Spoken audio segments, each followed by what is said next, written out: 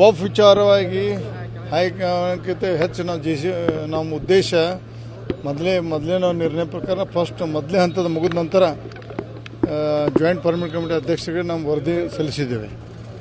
ವರದಿ ಸಲ್ಲಿಸಿ ಒಳ್ಳೆಯ ಒಂದು ಇಡೀ ದೇಶದಲ್ಲೇ ನಮ್ಮ ರಾಜ್ಯದಲ್ಲಿ ನಮ್ಮ ಟೀಮ್ ಆಗಿ ಕೆಲಸ ಮಾಡೋಕ್ಕೆ ಎಲ್ಲರೂ ಭಾಳಷ್ಟು ಶಬಾಷಿಗೆ ಕೊಟ್ಟರು. ಮತ್ತು ಎರಡನೇ ಹಂತದ ಅತಿ ಶೀಘ್ರದಲ್ಲಿ ನಾವು ದಿನಾಂಕ ನಿಗದಿಪಡಿಸ್ತೀವಿ. ನಾವು ಅಂದರೆ ಎರಡನೇ ಹಂತದಕ್ಕೂ ಏನು ತೊಂದರೆ ಇಲ್ಲ? ಇಲ್ಲ ತೊಂದರೆ ಇಲ್ಲ, ತೊಂದರೆ ಇಲ್ಲ. ಇತ್ತೀಚೆಗೆ ವಿಜಯೇಂದ್ರ ಅವರು ಬೀದರ್ದಲ್ಲಿ ಒಂದು ಹೇಳಿಕೆಯನ್ನು ಕೊಟ್ಟಿದ್ರು. ಪಾರ್ಲಿಮೆಂಟರಿ ಕಮಿಟಿಗೆ ಏನೈತಿ ಆಲ್ರೆಡಿ ನಮ್ಮ ಕಾರಜೋಳ ಮೂಲಕ ನಾವು ವರದಿಯನ್ನು ಸಲ್ಲಿಸಿದೀವಿ ಅನ್ನೋ ಮಾತನ್ನ ಹೇಳಿದ್ರು. ಈ ಕಾರಜೋಳ ಹೋದ ಕೇಳಿ ಅವ್ರನ್ನ ನಾವೇನು ಮಾಡಿಲ್ಲ ಅಂತೇಳಿ ಒಗ್ಗೂಡಿಸುವಂತ ಕೆಲಸ ಮಾಡ್ತೀವಿ. ಅದೆಲ್ಲ ಸರಿಯಾಗಿದೆ, ಸಂತೋಷ ಎಲ್ಲ ಇದ್ದಾರೆ.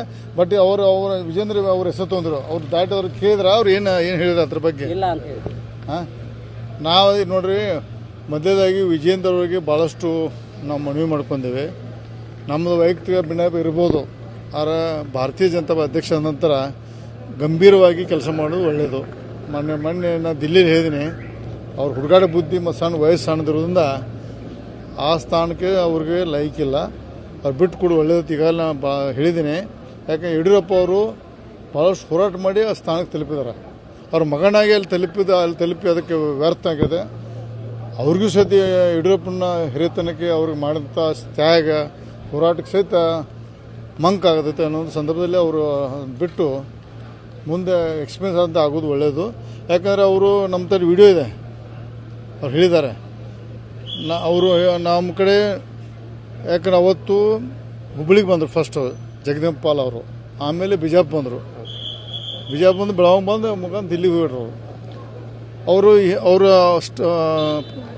ಬಿಜಾಪುರದಲ್ಲಿ ಅವ್ರು ಬೇಕಾದ ಕ್ಲಿಪ್ಪಿಂಗ್ ತೆಗೆದು ನೋಡ್ಬೋದು ನೀವು ಮೀಡಿಯಾದಲ್ಲಿ.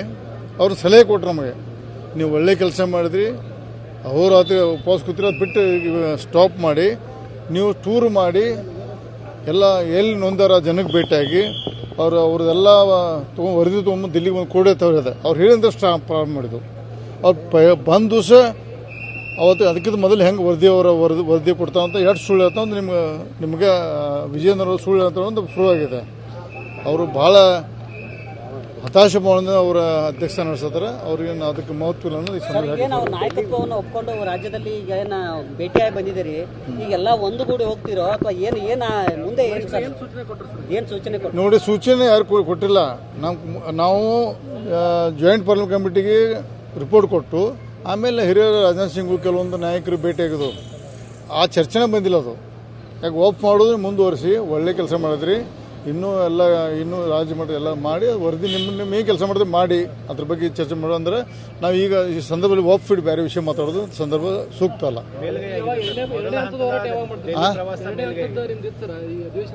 ನೋಡಿ, ಅಧಿವೇಶನ ನೋಡಿ ಗ್ಯಾಪ್ ಇದೆ, 2 ಸದ್ಯ ಒಂದು ಜಿಲ್ಲಾ ಮಾಡಬೇಕು ಉದ್ದೇಶ ಇದೆ. ಡೇಟ್ ಫಿಕ್ಸ್ ಆಗಿಲ್ಲ. ಇದತ್ತೆ ನಾವು ಬಳ್ಳಾರಿ ಮತ್ತು ವಿಜಯನಗರ ಜಿಲ್ಲೆ ಮಾಡಬೇಕಂತ ವಿಷಯ ಇದೆ, ಡೇಟ್ ಫಿಕ್ಸ್ ಇಲ್ಲ. ಇದು ಅಧಿವೇಶನ ನಾನು ಮೊದಲು ಪೂರ್ವವಾಗಿ ಇದು 2-3 ದಿವಸ ಮೊದಲು ನಾನು ಸ್ವತಃ ಹೋಗಿ ಬರ್ತೇನೆ. ಅಲ್ಲಿ ತಯಾರು ಮಾಡ್ಕೊಂಬಂದ್ರೆ ನಾವು ಡೇಟ್ ಅನೌನ್ಸ್ ಮಾಡ್ತೀವಿ. 2ನೇ ಹಂತದ ಅಂದರೆ 26ವರೆಗೆ ನಮ್ಮ ಗ್ಯಾಪ್ ಇದ್ದಾಗ ಒಂದೊಂದು 2 ಜಿಲ್ಲಾ ಮಾಡ್ಬೋದು ಉದ್ದೇಶ ಇದೆ, ಇನ್ನೂ ಫೈನಲ್ ಆಗಿಲ್ಲ. ರಾಜಕೀಯವಾಗಿ ಮೊದಲ ಹಂತದಲ್ಲಿ ಯತ್ನಾಳ್ ಮತ್ತು ರಮೇಶ್ ಜಾರಕಿಹೊಳಿ ಮೇಲ್ಗೈ ಆಗಿದೆ ಅಂತ ಚರ್ಚೆ ಆಗ್ತದೆ. ಮತ್ತೆ ನೋಡಿದ್ದೆ ಮೇಲ್ಗೈ ಯಾರ್ದು ಹಾಕೋದು ಬಿಡ್ತದ ಕಡೆಗೆ ಹೈಕಮಾಂಡ್ ಅಂತಿಮ ತೀರ್ಮಾನ ನಾವು ತಲೆ ಬಾಗಲೇಬೇಕಾಗತ್ತವೆ. ಏನು ಇರೋದು ನಾವು ನಮ್ಮ ಅನಿಸಿಕೆ ನಾವು ಹೇಳಿದ್ದು, ಅವ್ರು ಏನು ಇರೋದು ಅದಕ್ಕೆ ನಾವು ಒಪ್ಪಲೇಬೇಕಾಗತ್ತೆ. ಅದು ನಮ್ಮ ಪರ ಕೊಡ್ತಾರೋ ಯಾರ ಪರ ಕೊಡ್ತು ಗೊತ್ತಿಲ್ಲ. ಅದೊಂದು ನಮ್ಮ ಪಕ್ಷದ ಆಂತರಿಕ ಸಮಸ್ಯೆ ನಾವು ಸರಿಪಡಿಸ್ಕೊಳ್ತೀವಿ. ಆದರೆ ಆ ಹುಡುಗ ವಿಜೇಂದ್ರ ಅದಕ್ಕೆ ಲೈಕಿಲ್ಲ ಒಂದು ಪದೇ ಹೇಳಕ್ಕೆ ಪ್ರಯತ್ನ ಮಾಡ್ತೀನಿ ನಾನು. ಯಾಕಂದ್ರೆ ನಾವು ಆಗಿದೆ ಏನೋ ಯಾವುದೋ ಒಂದು ಟೈಮ್ದಲ್ಲಿ ಏನೋ ತಿಳಿದು ಮಾಡಿದ್ದಾರೆ. ಮಾಡಿದ ನಂತರ ಅದನ್ನು ನಾವು ಪ್ರಶ್ನೆ ಮಾಡಿದ್ದು ಅಂತ ನಮ್ಮ ಪ್ರಶ್ನೆ ಅಲ್ಲ, ಅವನ ನಡವಳಿಕೆ ನಾವು ತಿಳಿಸಿಕೊಟ್ಟಿದ್ದೆ. ಅವ್ರ ಮುಂದೆ ಏನಂತ ನೋಡೋಣ. ಬದಲಾವಣೆ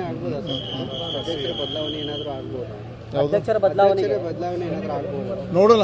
ಅದು ಈ ಮೀಡಿಯಾದಲ್ಲಿ ಮಾತಾಡ್ತಾ ಅದೆಲ್ಲ ಮುಂದಿನ ನಾನು ಮಹಾರಾಷ್ಟ್ರದ ಬಗ್ಗೆ ಮಹಾರಾಷ್ಟ್ರ ಎಲ್ಲ ನಡೆದಿದೆ. ಮಹಾರಾಷ್ಟ್ರ ಸಿಎಂ ಬಗ್ಗೆ ಆದದಕ್ಕೆ ನಾವು ಭಾಳ ಮಹಾರಾಷ್ಟ್ರ ಜನತೆಗೆ ಒಬ್ಬ ಒಳ್ಳೆ ಮುಖ್ಯಮಂತ್ರಿ ಕೊಟ್ಟದಕ್ಕೆ ನಮ್ಮ ಹತ್ಪೂರ್ವ ನಮ್ಮ ಕೊಡ್ತೀವಿ. ಮತ್ತು ಅವ್ರು ಭಾಳ ಅಪಮಾನ ರೂಪವಾಗಿ ಅವ್ರನ್ನ ಕೆಳಗಿಳಿಸಿದ್ರು.